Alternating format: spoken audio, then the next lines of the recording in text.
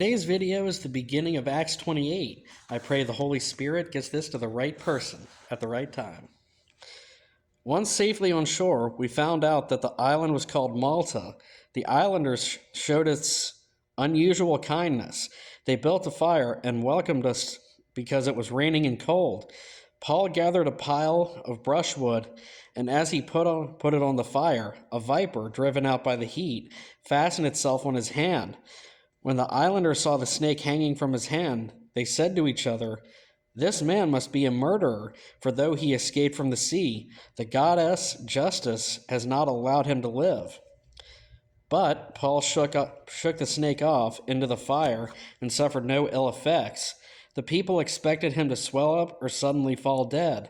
But after waiting a long time and seeing nothing unusual happen to him, they changed their minds and said he was a god, lowercase g god.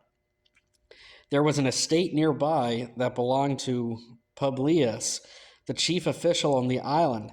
He welcomed us to his home and showed us generous hospitality for 3 days. His father was sick in bed, suffering from fever and dysentery. Paul went in to see him and after prayer placed his hands on him and healed him. When this happened, the rest of the sick on the island came and were cured.